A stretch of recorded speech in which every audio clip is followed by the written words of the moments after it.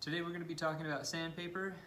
Not the most exciting of topics, but it's some good knowledge that you could use in the workplace. Okay, hope you enjoy it. So the biggest thing you need to know about sandpaper is that it comes in different grits, okay? So you can see here the examples, there's different colors. The colors don't distinguish your grit. Colors doesn't matter at all. That's just more what that particular brand uses for color, right? So like this is 3M. 3M is the brand. There's kind of like a yellow. And then this other one, who's this made by? Rhinolox. Theirs is white, just so happens to be white. Ignore the color, doesn't matter. What you're looking for is the number on the back of the paper. Okay, so you'll see right here, it says P80 on this one. That's 80 grit. Okay, another example is P120. That's 120 grit, right? Okay, and so the rule that you need to remember is the lower the number is the rougher the material is going to be. It's hard to kind of show you. So here's 80, and you could kind of tell it's really gritty, it's rough, okay? And then another example, here's 220, right? So the higher the number, the finer the grit is going to be. And on here, it's hard to say through the camera, but it's not nearly as rough or gritty as the 80, okay? You'll notice that more when you're actually working with it. You can't tell through a video, sorry. We're using 80 grit today. This is not the roughest grit ever made. There are much rougher grits, but it's gonna do the job of what we're going to be doing today. I'm using 80 grit because I want to get rid of material quickly. I want to rough it up, right? I'm not going to sit all day using, say, 220 on something that I want to get done quickly. 220 is for like finish sanding, right? And so, as you've noticed, there's numbers in between 80 and 220, right? And also I should note 220 is not the finest grit there is. They go up to the thousands, right? So if you get like a 2000 grit sandpaper, that's for more polishing stuff. You could polish lacquers, stuff like that. You could polish metal. You're just really buffing it up, right? So 80 grit we're gonna use to really get a lot of material off, right? So say if you have a little step in your wood, you could use 80 grit or 60 grit, something like that, to sand it flush, right? So I'm getting material off quickly. But that being said, it's rough. It's gonna leave fine scratches inside of your wood, on top of your wood. And you're gonna be able to see those scratches. So that's why there's these grits in between the really rough grit and the really fine grit, right? So I would use 80 grit, and then I would go to, say, maybe a 150 or a 120 to get those lines out that were left by the 80 grit, right? And then there's still gonna be lines left over from the 120. Then I'd move down or up to a 150 grit. That gets the lines out from the 120. Then from there, I'd probably go to maybe a 220, right? The finer the sandpaper that you use on a project, the smoother it's gonna look, the nicer it's gonna look, right? So depending on what you're working on is gonna determine what sandpaper you're gonna use. So sandpaper comes in these sheets, kind of like a sheet of paper, right? And that's a standard size that they come in. Every time that you buy sandpaper, you're gonna come in little sheets like this. Also, what's a standard size are your sanding blocks or your sanding machines. Every time that you buy one of these sheets, the manufacturer knows that your sanders come in a set size, right? So they're expecting you to cut this sheet up into equal sizes so they fit in your sanders, whatever you're using. So the way you do that, usually, you just take it and fold it equally down one side and make a crease in it.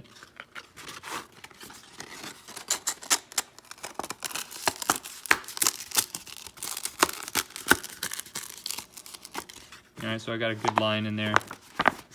And now with this rougher paper, it's pretty easy just to tear it like that. And then, so now we folded it hamburger style, and we're gonna fold it again like this.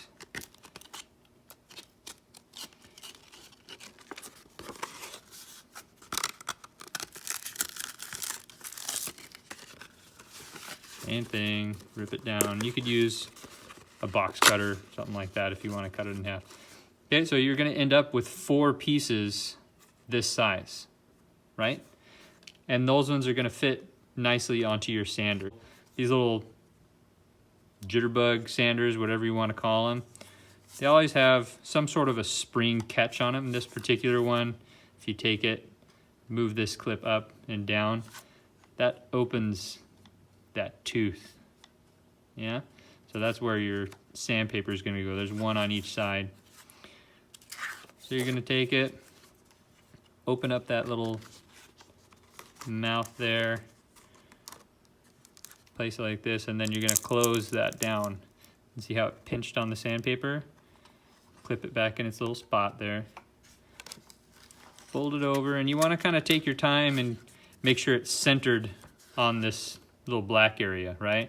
You don't want it way over here because now you're only going to be sanding on this side. You want it to cover the whole thing. Open this back spring up there. And it's a little tricky. Kind of got to finagle it in there. And most sanders are kind of like this. Kind of figure out what each brand does. Okay, and then I close that other spring on that side.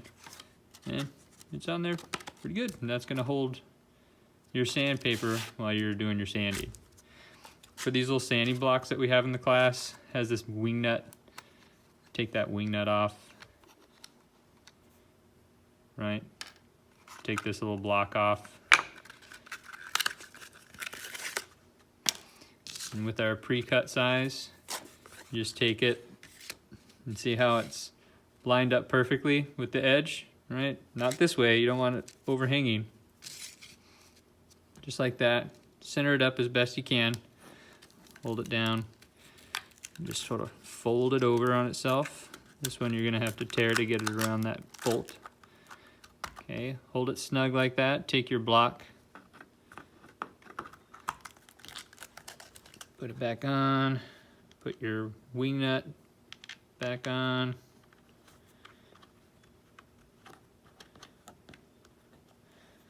And tighten it down. You gotta tighten it down pretty good. You don't need a pair of pliers or anything to tighten these down. Just tighten them by your hand. And see that block pinches it down, and that's not gonna go anywhere while you're sanding, right? So you'll notice between these two, on the sanders, this little jitterbug sander, there's a cushion in here. There's foam, it gives, right? So when you're sanding things, sometimes you wanna have your board have a nice crisp edge, right? You want it sharp, a sharp corner, right? So you wouldn't wanna use this jitterbug sander a lot on those crisp corners because that foam is gonna wrap around your corner and it's gonna, instead of a sharp corner, you're gonna have like a softened edge. And you could really tell when it's crisp and when it's kind of rounded over, right? So on a lot of edges, I'll use these hard sanding blocks because that way your edge is gonna be nice and crisp still, right? All right. So just to review, sandpaper has different grits. Color doesn't matter as far as distinguishing the grit. Got to look on the back. Got to look 80 is a really rough grit. Okay, so the lower the number, the rougher the grit's going to be. Compared to a 220, that's the high number, so it's going to be a really fine sandpaper. Okay. Good. All right, so this is the project that we're working on today. It's just a tabletop. I want to clean it up. Yesterday I put some paint stripper on it and I peeled off quite a lot of the clear coat that was on there. So now that I've done that, it saved me a lot of time of sanding because to sand off a clear coat, especially a heavy clear coat, it's going to waste a lot of sanding material. It's going to waste a lot of time. So I got a lot of that off. And now we're gonna have to sand it down to try to get it a little brighter, right? It's really dark. So I'm gonna start with my 80 grit because I wanna get a lot of material off quickly.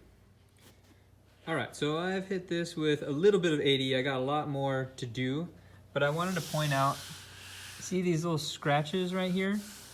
That's not anything bad, it's just what's left from the sandpaper, right? So that's what I was talking about. You do 80 grit, and then, so 80 grit is a low number, so it's a really rough grit, right? So now after I'm done here, I would go to, I have 120 grit, so I would use that, and that's gonna make these lines less noticeable, okay? All right guys, so I'm done with my 80 grit, right? So just to give you an example of why I used 80, remember 80 is a really rough, a low number, so it's a rough grit. This is, you know, fairly light wood now, it's kind of bright, right? Compared to the bottom side, is what it was. See how it's real dark, right, in this area? So this has a stain on it, meaning they made it darker. They kind of painted it, essentially, right? So I had to sand all that stuff off, right? It would take a really long time if I used the fine grit. Remember, the higher the number, the finer the grit's gonna be. So say a 220, right? Real fine. If I use that, it would take me forever. And I want you to look, all of this sandpaper right here, that's all the sandpaper that I used. So I used a lot of it, and that was a heavy grit. So if I used the fine grit, it would take even longer and even more material, right? So that's why we use 80. So now I'm done with 80. So I need to get out the little fine lines that 80 put in here. So I'm gonna use a 120 grit now.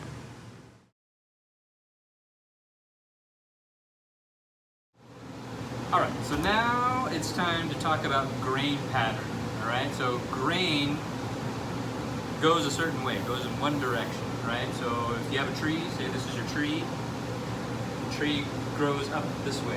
So your grain is running down this way, right? So if you look on this table, all of the grain is oriented going from ear to ear, ear to ear, back and forth, right? So when we're sanding, it's important that we sand with the grain, right? We don't want to go against the grain or across the grain, because like I said, when you're using heavy grits, you're gonna have little scratches in there, right? It's inevitable. There's nothing you can do about that. You're always gonna have scratches.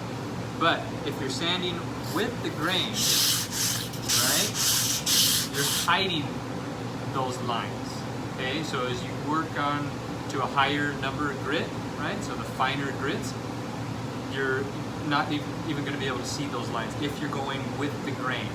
It's not so important when you're using the palm sanders or the jitterbug sanders, because this little base is going all kinds of different directions all the time, right? So you're not going to get those fine lines if you're going against the grain. But still, even while I'm sanding with these jitterbug ones, I'm still trying to go with the grain as much as possible, right? Don't go across the grain, all right? You're just making more work for yourself as you finish your projects. So notice the grain, starting over here, just comes across. See how the lines are all going in one direction, right? So we always want to sand with the grain, not across the grain. All right, so we're just about done with this project. I've gotten the grits to 150 so far, right? So we started with 80, real rough grit, and we've worked our way to a higher number, which is a finer grit, right? So it's looking very nice. It might be hard to tell through the video. Right now, I guess you'll have to take my word for it. And then I mentioned earlier that you don't want to use these little palm sanders on areas where you want nice crisp edges, right? Because of the foam that's in there, right? And so I wanted to give you an example of that. On this table, you can kind of see it here, I put a beveled edge right here. And this line right here, and this line right here, I want to keep that nice and crisp. If I were to use the palm sander, the electric palm sander on that, it wouldn't be crisp anymore, and it would be just a rounded edge. And I want to keep this nice crisp edge on there. So what I'm going to do now is take the sanding block, which is a piece of plastic in this case, and it doesn't have any give to it, so it's not going to wrap around this edge and round it over, right? It's going to stay right on that edge while I'm sanding it. So that's what I'm going to do. I'm going to do 150, and then I'm going to end up with 220, right? All right. All right, so we finished up our project here. Tabletop's looking pretty good. I like all the different color green. Now this is oak, but you could tell that even though it's the same type of wood, there's variances in the color in wood sometimes. So for example, this strip right here is much darker than right here, right? And then even within the same piece of wood, this is a different piece of wood right here. This section of it real dark, and then a real light piece right in there, okay? So it's all about personal tastes. I like having a variety of colors of wood, just natural wood like that. But hopefully you enjoyed the sandpaper video.